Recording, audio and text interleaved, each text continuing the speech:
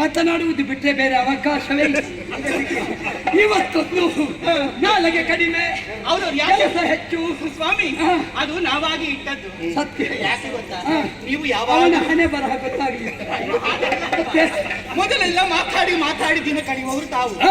ಹಾಗಿದ್ರೆ ಇವರು ಮಾತಾಡಿಯೇ ದಿನ ತೆಗೆಯುತ್ತಾರೋ ಅಥವಾ ಕುಣಿದು ದಿನ ತೆಗೆಯಬಲ್ಲರೋ ಗೊತ್ತಾಗಬೇಕಲ್ಲ. ಲೋಕದಲ್ಲೊಂದು ಮಾತುಂಟು ಕಂತೆ, ಅವರು ಮಾತಾಡುವುದು ಮಾತ್ರ, ಮಾತಾಡುವವರು ಕೆಲಸ ಮಾಡುವುದಿಲ್ಲ, ಕೆಲಸ ಮಾಡುವವರು ಮಾತಾಡುವುದಿಲ್ಲ.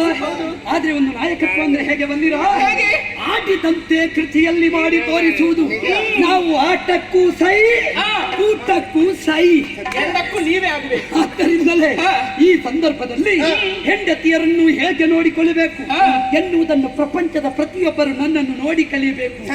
ಇಲ್ಲಿ ಒಬ್ಬನೇ ಒಬ್ಬ ತಿರುಗಾಟದವ ಇದ್ರೆ ನೋಡುವ, ಹೆಂಡತಿಯನ್ನು ಕರ್ಕೊಂಡು ಹೋಗುತ್ತೇನೆ ಅಂತ ಹೇಳುವ ಕೈ ಎತ್ರಿ. ತಿರುಗಾಟಕ್ಕೆ ಹೋಗುವಾಗ ಯಾರು ಕರ್ಕೊಂಡು ಹೋಗುದಿಲ್ಲ. ಆದ್ರೆ ನಾನು ಅದು ಯಾಕೆ ಅವರು ಹಾಗೆ ಸಂಜೆ ಹೊತ್ತಾಗುವಾಗ ಎಲ್ಲಿಗೆ ಎಷ್ಟೊತ್ತಿಗೆ ಮುಟ್ಟುತ್ತೇವೆ ಅಂತ ಗೊತ್ತಿರುವುದಿಲ್ಲ ಪಾಪ ಅವರಿಗೆ. ಇನ್ನು ಹೆಂಡತಿಯ ಕರ್ಕೊಂಡು ಹೋಗುವಾಗ ಇವರು ವೇಗದಲ್ಲಿ ಹೋಗುವಾಗ ಅವ್ರ ಕೈಗೆ ಬಿಟ್ಟರೆ ಏನಾಗುದು ಸ್ವಾಮಿ. ಆದರೆ ನನ್ನ ಜೊತೆಯಲ್ಲಿ ನೀವು ಇಂದು ತಿರುಗಾಟಕ್ಕೆ ಬಂದಿದ್ದೀರಿ. ಹೌದು. ಬಂದು ನಿಂತ ಸ್ಥಳ ಯಾವುದು? ನೀವು ನಿಮ್ಮೊಟ್ಟಿಗೆ ತಿರುಗಾಟಕ್ಕೆ ಹೋಗುವಾಗ ನಮಗೆ ಯಾವ ತೊಂದರೆ ಆಗುವುದಿಲ್ಲ ಅಂತ ನಮಗೆ ಗೊತ್ತಿದೆ. ಹೌದಲ್ಲ? ಹೌದು. ಬಂದು ಸೇರಿತು ಚಿತ್ರವನ.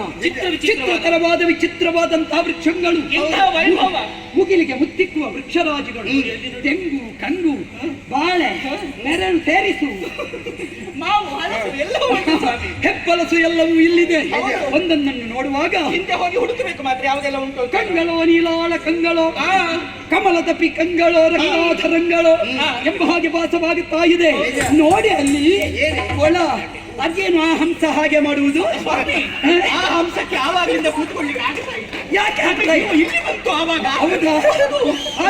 ನಾನು ಭಾವಿಸಿದ್ದು ಹೇಗೆ ಇವಾಗ ನಮ್ಮ ಕಾಲಡಿಗೆ ಬಿತ್ತುವುದು ಅಂತ. ಇಲ್ಲಪ್ಪ, ಅದು ಸರಿಯಾಗಬೇಕು. ನೀರಲ್ಲಿ ಮುಳುಗಿ ಏಳಬೇಕು.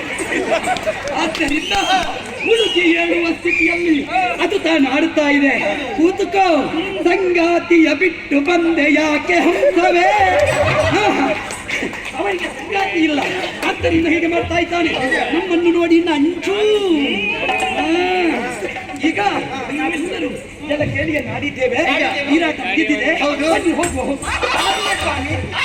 ಯಾಕಾಗುದಿಲ್ಲ? ಈಗ ಜನ ಕೇಳಿ ಆಡಿ ನೀರಾಟ ಮಾಡಿದಲ್ಲಿಗೆ ನಮ್ಮ ಮನಸ್ಸು ಕಳೀತು ಅಂತ ಭಾವಿಸಿದ್ದೀರಾ? ಮತ್ತೆ ಹೆಣ್ಣು ಮಕ್ಕಳಿಗೆ ಸಂತೋಷವಾಗುವ 3 ವಿಷಯಗಳುಂಟು. ಯಾವುದು? ಒಂದು ಆಭರಣ, ಮತ್ತೊಂದು ಸೀರೆ.